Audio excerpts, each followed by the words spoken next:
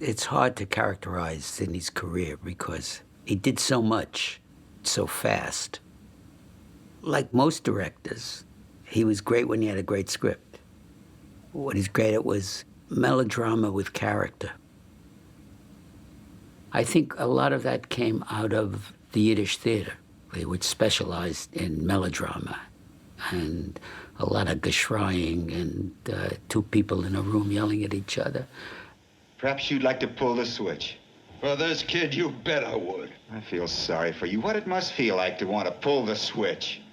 Ever since you walked into this room, you've been acting like a self-appointed public avenger. You want to see this boy die because you personally want it, not because of the facts. You're a sadist. Kill him out! He liked working with actors, and he liked when he could get situations in which the actors could go at each other. That was what he came out of, and that's what he liked doing and was good at. 12 Angry Men was a very good first movie for him to do because all those years of television, of working in a small space, worked for him. He was at home doing it, and it worked.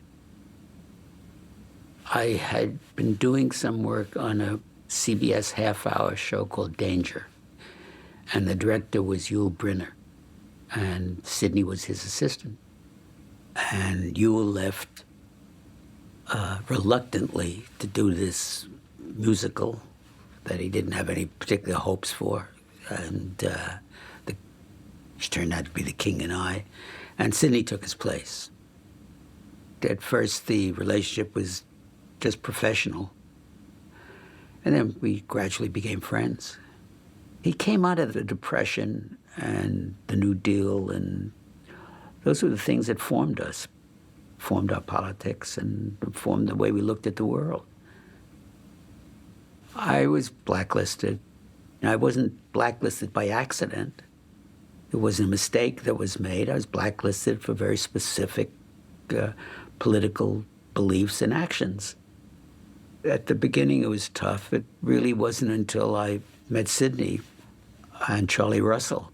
They knew I was blacklisted. At first, I used a pseudonym on Danger, and then the executives, figured the writers were a sneaky bunch and probably using pseudonyms, and they demanded a real person that they could see and have meetings with. So then it became a process of finding fronts who could do that, whom you could trust to go into a meeting and make some sense. And one of them, I know, a very nice man, but not a writer, and not. I remember writing notes on his sleeve for him to consult when he went into an executive meeting. But it was due to Sidney, really, that I worked in that time.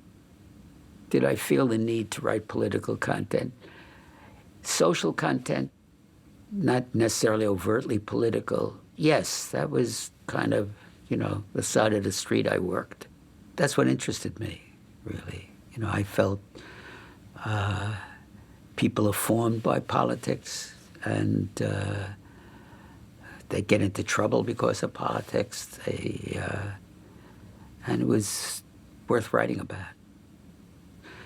We weren't just working, we were doing our job. I think we never felt that.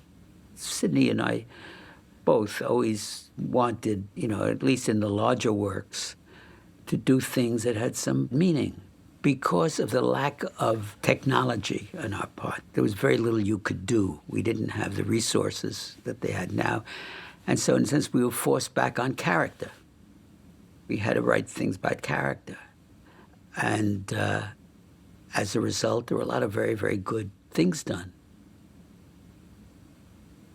You Are There was a very happy circumstance for us. And it was written, almost all of it, by 3 blacklisted writers of a particular political bent. Myself, Abraham Polanski, and Arnold Manoff.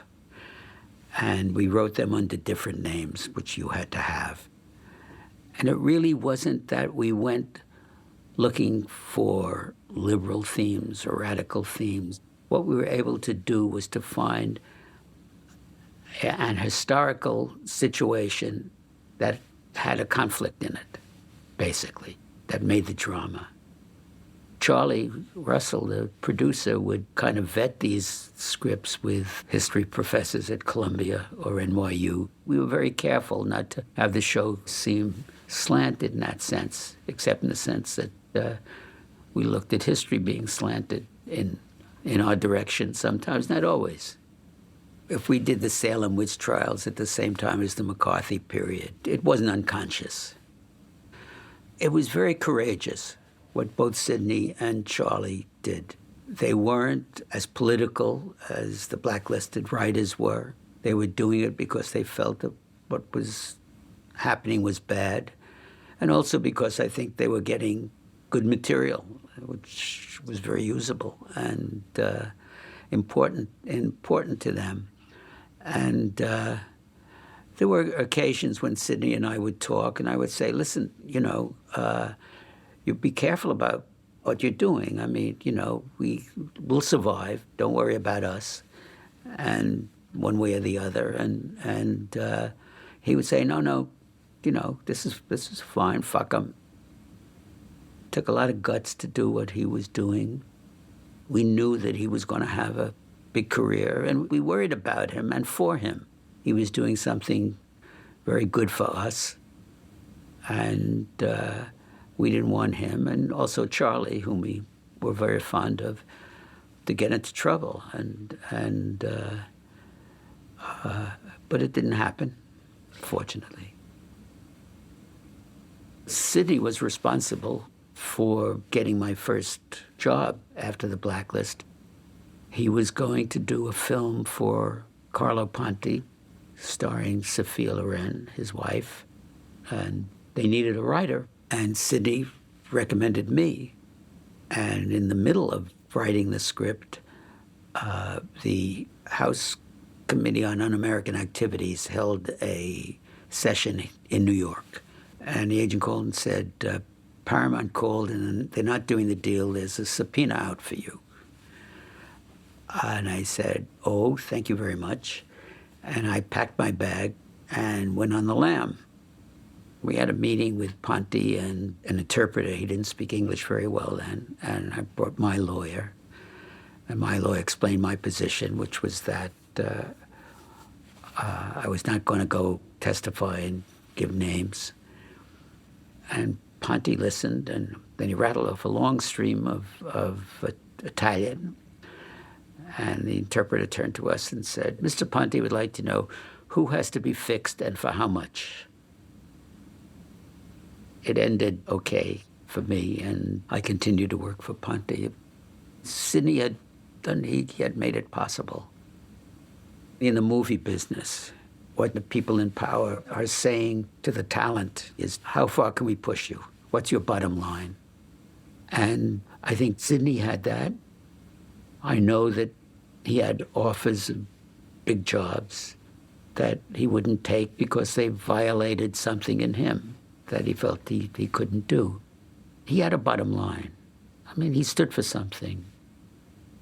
Even though he and I might argue politically about certain issues or something like that, I knew that he was coming from some place that was important to him, and that meant something, and that he wouldn't see violated.